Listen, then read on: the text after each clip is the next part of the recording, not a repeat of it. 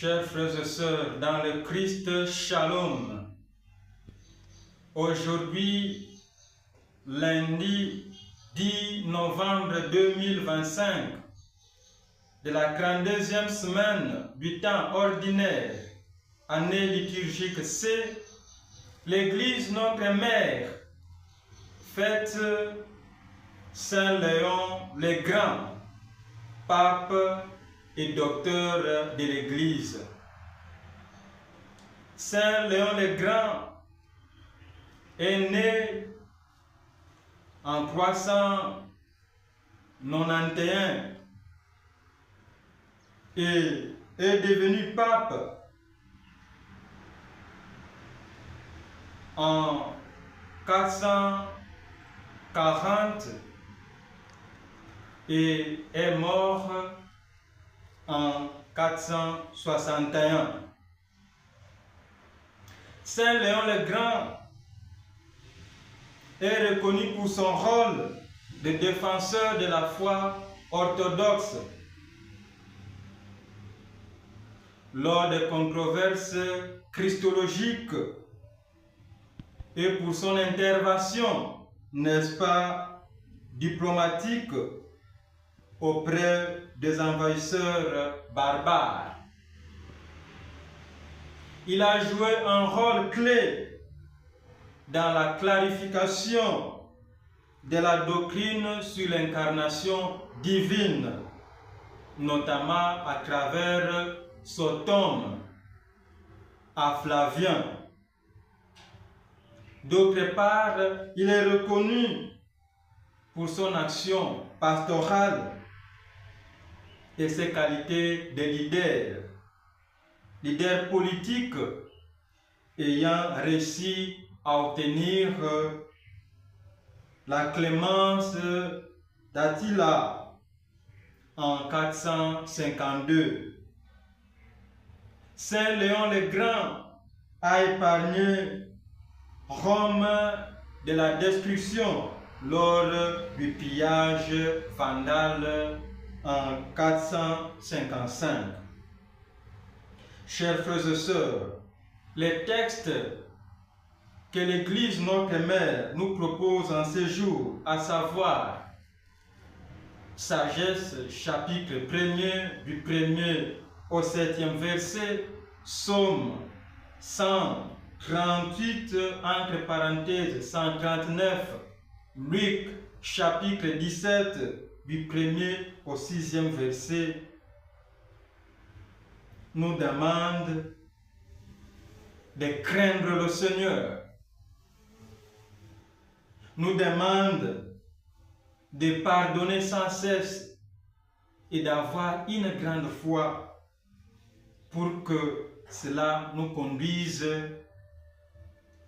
sur le chemin d'éternité. Les Écritures sapientiales d'aujourd'hui, dans la sagesse du premier chapitre 1er, du 1er au 7e verset, nous enseigne que la véritable sagesse commence par la crainte de l'Éternel, c'est-à-dire une attitude de respect, de soumission et d'obéissance envers Dieu. Ces textes, chers frères et sœurs, en particulier le verset 27, est une introduction au livre des Proverbes et affirme que la sagesse n'est pas un savoir acquis par l'intelligence humaine seule, mais elle vient de Dieu. Et donc, la sagesse est un don de Dieu, dont Dieu accorde à qui, quand, comment il veut. Chers frères et sœurs, les versets mettent en garde contre le fait de mépriser la sagesse. Et l'instruction et souligne que la crainte de l'Éternel est la base de la sagesse, de l'intelligence humaine, de la crainte de Dieu même. La crainte de Dieu, la crainte de l'Éternel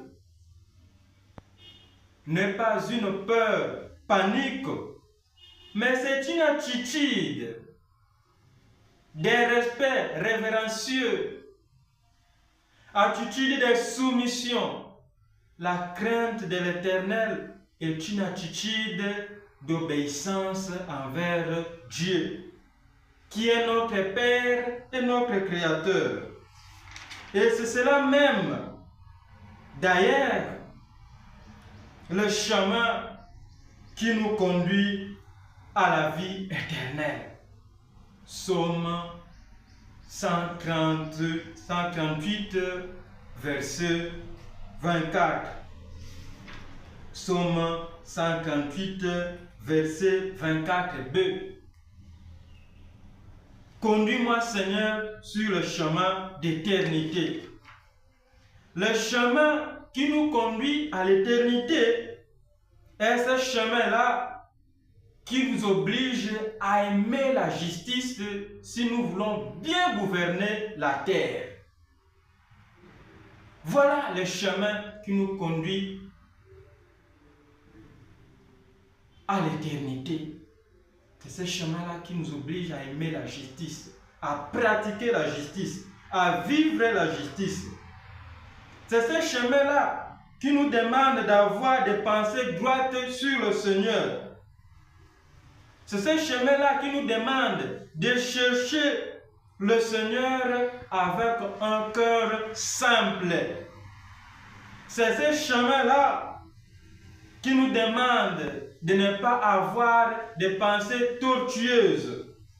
Parce que les pensées tortueuses nous éloignent de Dieu. C'est ce qui fait que lorsque nous prions avec des pensées tortueuses, nos prières ne peuvent pas arriver à Dieu. Il y aura en quelque sorte un plafond qui va bloquer, une barrière qui va nous empêcher, qui va empêcher nos prières pour que Dieu ne nous écoute pas. Dieu, il est celui qui scrute et qui connaît, qui nous scrute et qui nous connaît. Oui, Dieu, il sait quand tu t'assois et quand tu t'élèves. Dieu sait quand nous nous assoyons et quand nous nous lèvons. Même de très loin, Dieu est capable de pénétrer nos pensées. Cela veut dire que Dieu est au contrôle de tout. Il maîtrise tout. Il maîtrise notre vie. Il maîtrise nos situations. Tout ce qui est de nous est maîtrisable par Dieu. Donc, rien de nous ne lui échappe.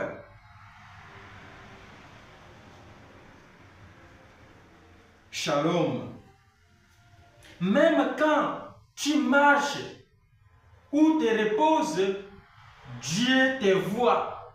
Lorsque nous marchons ou lorsque nous nous reposons, Dieu nous voit. Il est le maître. Il est notre Père. Il est notre Créateur. Il est au courant de tout. Et donc, nous sommes appelés à avoir des pensées droites sur lui, éviter des pensées tortueuses qui nous éloignent de lui. Et nous sommes appelés à demander à ce que Dieu nous donne cette grâce-là de pouvoir pardonner les autres. Accordons le pardon facile aux autres. Demandons à Dieu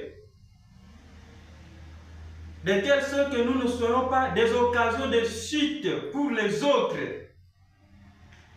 mais que nous soyons des ponts, des relais qui conduisent les autres vers Dieu.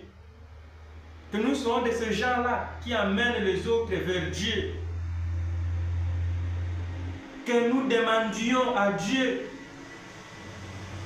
d'augmenter en nous la foi, comme les disciples d'aujourd'hui ont demandé à Dieu d'augmenter en eux la foi. Cette foi qui est capable de bouger les montagnes, de transporter les montagnes, de déplacer les montagnes.